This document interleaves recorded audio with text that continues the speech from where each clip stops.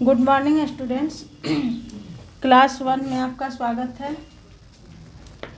आज हम सब्जेक्ट हिंदी में शेर और चूहा की कहानी पढ़ेंगे।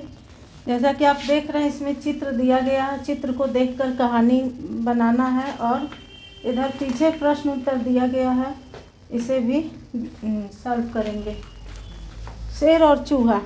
घने जंगल में एक पेड़ के नीचे शेर सो रहा था। एक दिन की बात है कि घने जंगल में एक शेर एक पेड़ के नीचे सो रहा था। उसी पेड़ के पास एक बिल था। बिल में एक चूहा भी रहता था। चूहा शेर के ऊपर उछल कूद करने लगा।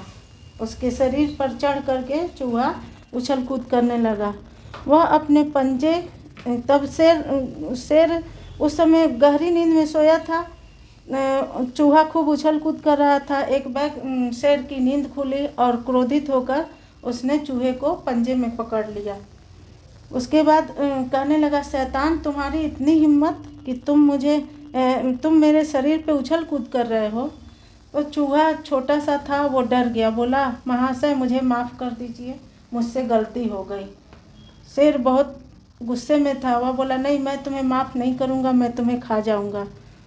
तो चूहा बोला कि महाशय, इस बार मुझे माफ़ कर दीजिए। अगर मुझे मौका आप देंगे तो इसका बदला मैं कभी चुका दूँगा।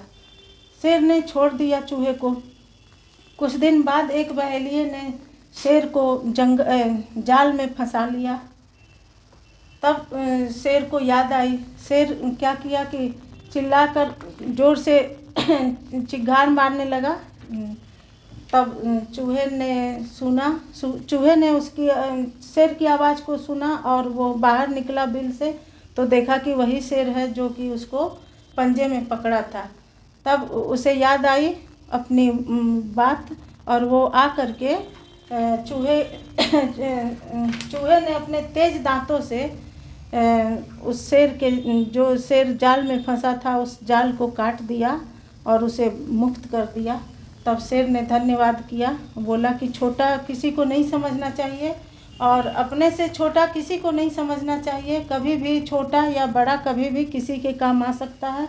इस कहानी में हमें यही शिक्षा मिलती है कि चूहा छोटा था, लेकिन वो अपनी गलती का एहसास किया और उसने माफ़ी मांगा, तो शेर ने उसे छुटकारा दे दिया। तो एक दिन चूहे ने क्या किया, उसका बदला चुका दिया। तो हमें सबसे अच्छा व्यवहार करना चाहिए, किसी को छोटा नहीं समझना चाहिए। अब यहाँ प्रश्न उत्तर देखेंगे। शेर को सोते समय कौन तंग करता है? तो आप बोलेंगे, शेर को सोते समय चूहा तंग करता है। शेर चूहे को पकड़कर क्यों छोड़ देता है? शेर चूहे को पकड़कर इसलिए छोड़ देता है कि चूहा वादा करता है कि मैं इसका कर्जदार हूँ, मैं कभी इसका बदला चुका दूँगा। शेर किस में फंस जाता है? शेर जाल में फंस जाता है। शेर को जाल में से कौन छुड़वाता है और कैसे?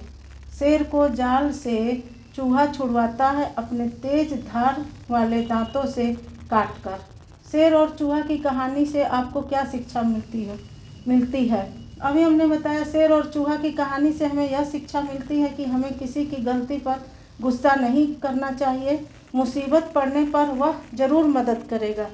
इस तरह ये प्रश्न उत्तर ख़त्म हो रहा है और यहाँ HW में दिया गया है, right and remember CW in copy.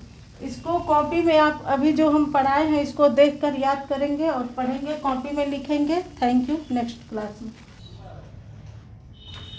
Good morning students.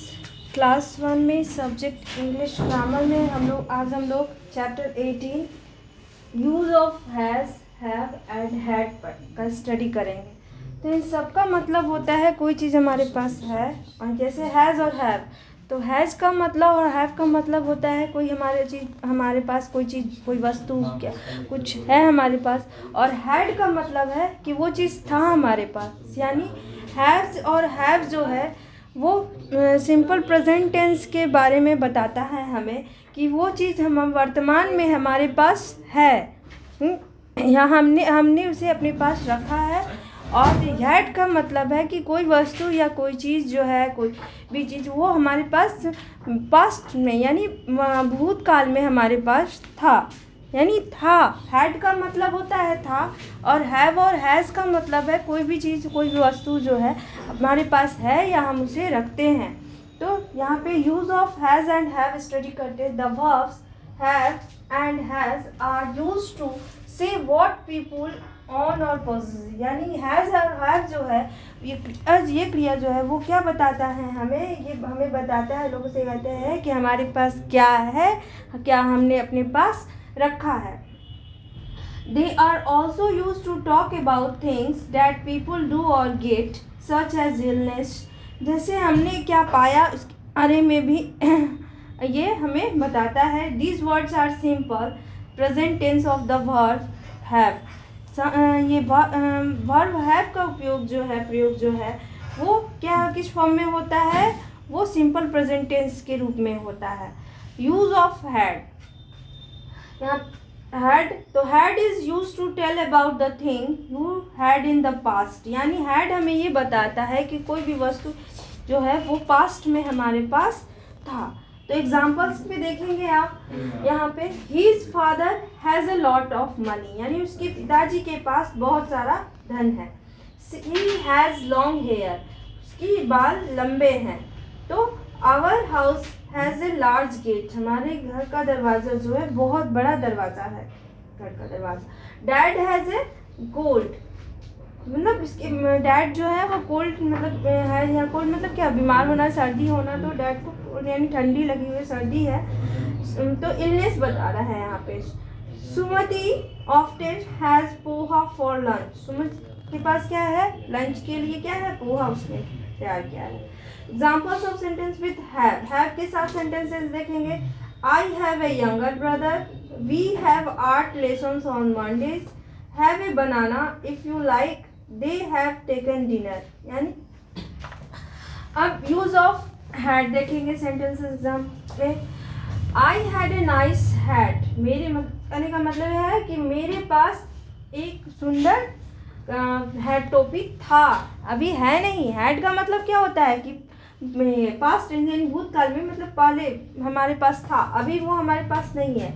I have a red car, the girls had pretty baskets, my friend had a watch, she had a good pencil box. तो we use has with he she it and with singular nouns, यानी has का उपयोग जो है हम लोग कहाँ कहाँ करते हैं। हैज़ का उपयोग हम लोग ही, शी और इट के साथ, और सिंगुलर नाउन्स यानी जब सिंगुलर एक वचन संज्ञा होगा तब हम लोग हैज़ का उपयोग करेंगे। We use have with I, you, we, they and with plural nouns, हम लोग हैव का उपयोग जो है आई, यू, वी, दे के साथ, प्लूरल नाउन्स के साथ यानी बहुवचन संज्ञा के साथ उसका उपयोग करेंगे।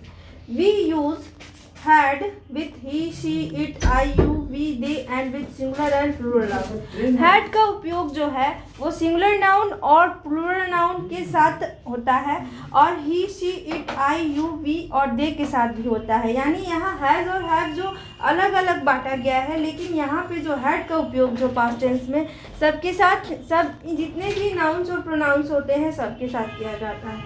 Here is a table to help you remember the rules, यानी यहाँ जो टेबल दिया गया, सारणी दी गई है, जिसको जो आपको क्या रूल जो नियम होता है हैव और हैज़ और हैड का, वो आपको समझाने में मदद करेगा। जैसे फर्स्ट पर्सन सिंगुलर में आई हैव, प्लूरल में we have, second person singular में यू हैव और प्लूरल में यू हैव ही होगा। थर्ड पर्सन यहाँ देखिए he has, she has, it has, और प्लूरल क्या होगा, दे हैव, दे हैव, यानी जितने भी हो। और यहाँ लर्न दिस कॉन्ट्रैक्शंस, यानी ये शॉर्ट फॉर्म दिए गए हैं किसी भी चीज़ के। जैसे आई हैव, तो इसको शॉर्ट फॉर्म में कैसे लिखते हैं, आई लिखेंगे और इन्वर्टेड कॉमा एक देंगे और वी ई लिखेंगे, तो ये क्या हो जाएगा, आई हैव। ही हैज़, तो इसको भी इस शॉर्ट फॉर्म में लिखते हैं, ही लिख के और ये कॉमा देंगे, इन्वर्टेड कॉमा, और ये एस लगा देंगे।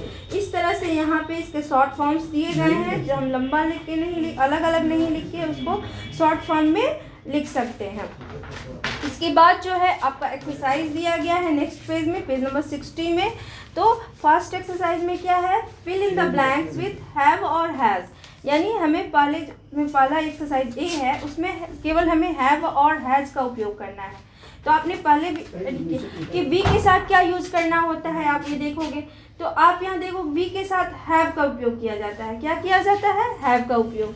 We have a new science teacher, और ही के साथ हैज का उपयोग किया जाता है, तो he has a bad temper. I often, I के साथ क्या किया जाता है? Have. Often fruit for dessert, you के साथ क्या यूज़ किया जाता है? Have. You have a good chance of winning the prize. She always has oatmeal for breakfast. The broom has a blue handle.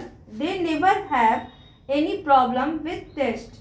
अब नीचे जो है आपको वो fill in the blanks में has, have और had का उपयोग करना है। तो इसको कैसे करेंगे? These girls have golden hair, यानी जो गर्ल्स हैं उनकी कैसे बाल होते हैं? यहाँ पे ब्राउन होते, गोल्डन होते हैं, सुनहरे होते हैं, तो हैव यूज किया गया। एन इंसेक्ट्स हैज 6 लेग्स, ये किसी भी कीड़े मकोड़े में जो एक कीड़ा मकोड़ा जो है उसमें इसके 6 लेग्स होते हैं। Dad always has his cell phone with him. The children have a new swing set now. Many poor people has nothing to eat. Delhi has a very big airport. A triangle has 3 sides. That man has 2 daughters. Grandfather had a toothache yesterday. All the passengers have their tickets. She had an expensive pen last year. तो यहाँ देख रहे हो, यहाँ yesterday लिखा हुआ है तो इसके अकॉर्डिंग यहाँ had डाला गया है, यहाँ last year डाला गया है तो यहाँ पे उसके हिसाब से had डाला गया है। इस तरह से ये एक्सरसाइज आपका ख़त्म होता है। आप इसको फील करोगे इस पेज को, और इसका हैज़ और हैव एंड हैड का उपयोग समझोगे और याद रखोगे। Thank you. नेक्स्ट अगले क्लास में।